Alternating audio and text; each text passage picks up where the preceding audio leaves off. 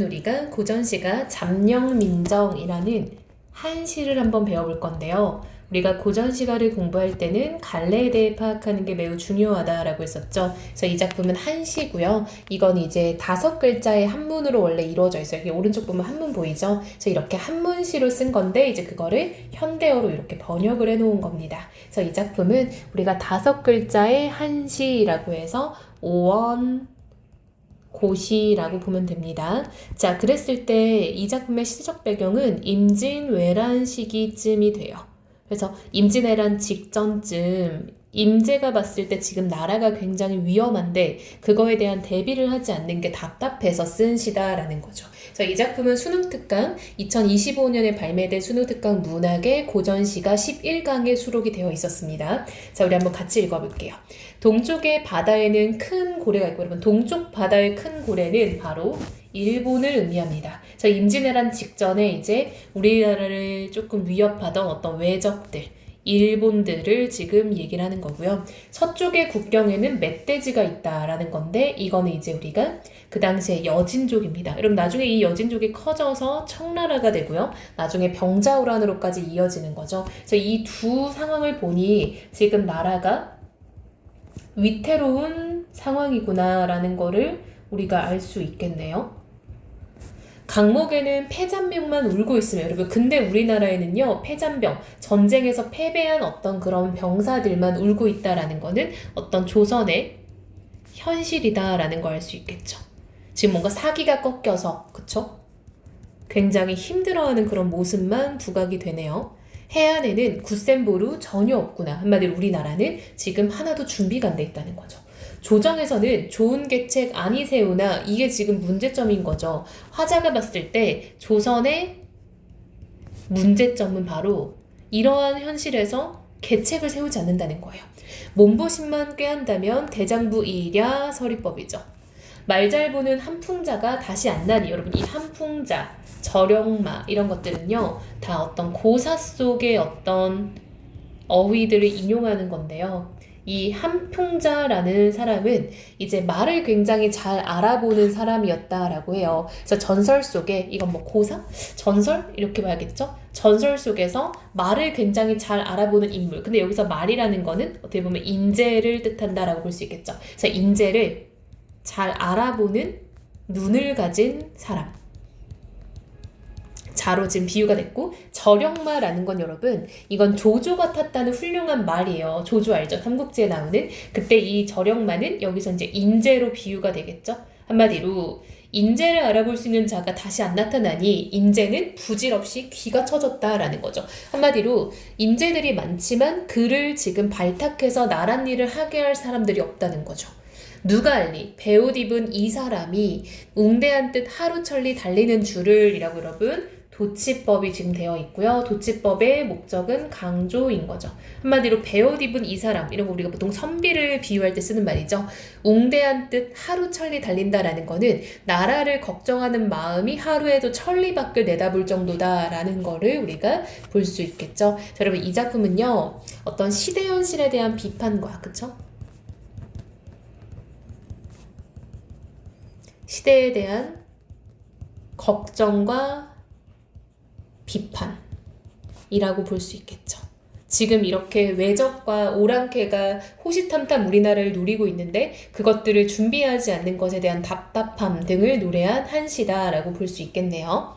자, 여러분 이어서 우국가라는 작품을 같이 볼 건데요. 역시 수능특강 문학에 함께 수록이 되어 있어요. 왜 우국이겠어요? 그쵸? 우국이라는 건 나라를 걱정하는 노래라는 거죠. 그래서 앞에 있는 이 한시와 뒤에 있는 시조가 굉장히 내용이 잘 어울린다라는 걸 알 수 있겠네요. 이 작품은 고전시가 중에서도 시조라는 갈래에 속해 있고요. 혹시라도 시조를 정확히 모르는 친구들은 시조의 갈래별 특징도 알아둬야겠죠.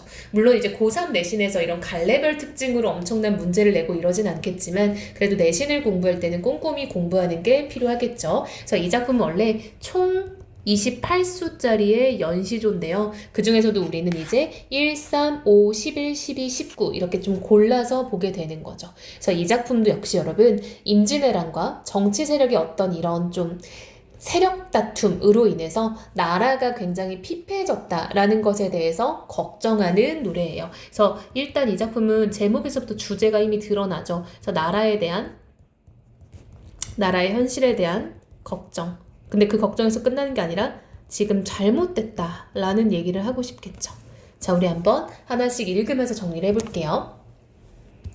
자, 일수부터 볼게요. 학문을 후리치고 반무를 하온 뜻은, 여러분 반무는요, 무관이 되는 게 반무예요.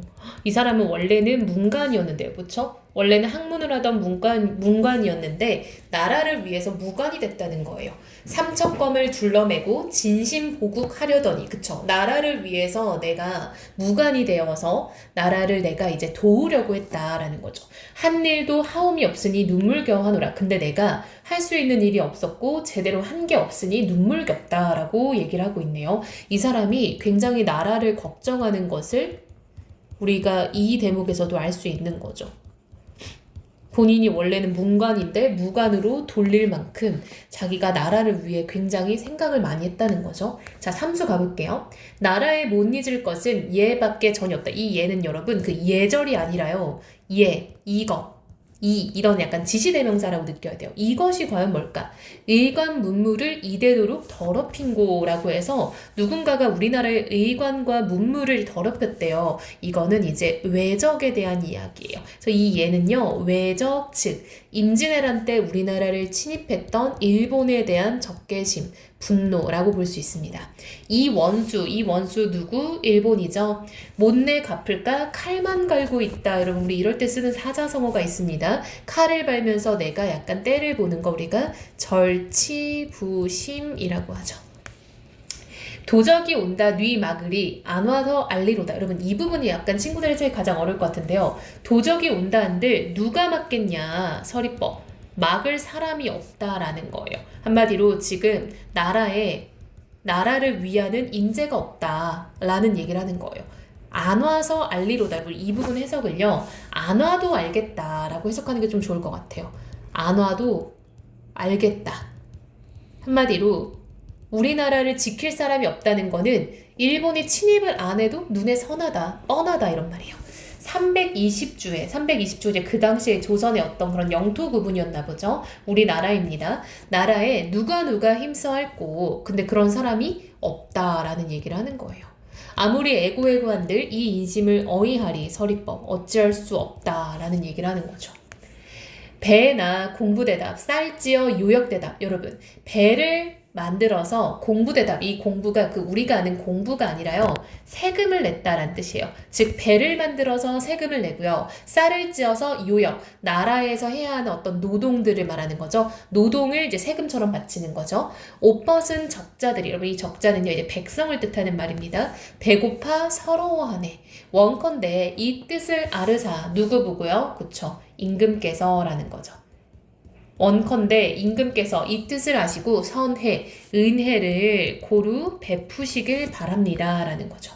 자, 12수입니다. 공명과 북일은 여사로 헤어두고, 여러분 공명과 북이 이런 속세, 세속의 가치는요, 여사는요, 여러분 그냥 이제 예산일이라고 생각하면 좋을 것 같은데요. 그러니까 별거 아닌 걸로, 그러니까 좀 남은 일이라고 봐야겠죠? 남은 일, 그쵸? 즉 한마디로 지금 중요치 않은 일 이런 말이에요. 중요하지 않은 일 이꼴 후순위로 밀어두고 낭묘상 대신내 진심국사 하시거나, 여러분 낭묘상 대신내라는 건요, 낭묘는 이제 어떤 조정에서 행정부의 최고 기관이에요. 그 기관의 대신내들이 진심국사, 나라를 위해서 정말 제대로 된 일을 하라라는 거죠. 그쵸? 나라의 일에 진심을 다해 이걸 임하거라. 이렁성 저렁성 하다가 나중에 어이할고 서리법이죠. 이렇게 저렇게 그냥저냥 하다가 나중에 어찌하려고 그러냐라는 거죠. 자, 마지막입니다. 이라 다 옳으면 제라 다 그르랴 서리법이죠. 한마디로 이쪽이라고 다 옳고 저쪽이라고 다 그르겠냐? 라고 당시에 여러분 우리 조선 중기부터 당파 싸움이 되게 심했잖아요. 그러한 어떤 현실을 비판하는 거죠. 두 편이 같아서 이 싸움을 아니만해. 즉 두 편이 똑같아서 이 싸움을 안 만다라는 거는 말지 않는다, 그만하지 않는다라는 말이죠. 성군, 즉 임금님께서 준칙이 되시면, 여러분 준칙이라는 거는 어떤 준거할 규칙이 된다면 이런 말인 거죠. 한마디로 임금님이 어떤 기준이 된다면, 그쵸?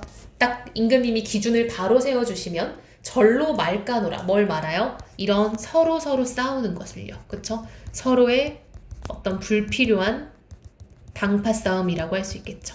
싸움을 이제 말까노라. 그만할 것 같다라는 얘기인 거죠. 그래서 이 작품은 시조고요. 원래는 훨씬 더 길지만 이제 좀 몇 개를 추려서 우리가 보게 된 나라의 걱정을 담은 내용의 시입니다. 그래서 지금 고전시가 11강에서는 잠영민정이라는 한 시와 이 우국가라는 시조를 함께해서 이제 나라에 대한 걱정의 내용을 담고 있다라는 거 알 수 있겠네요.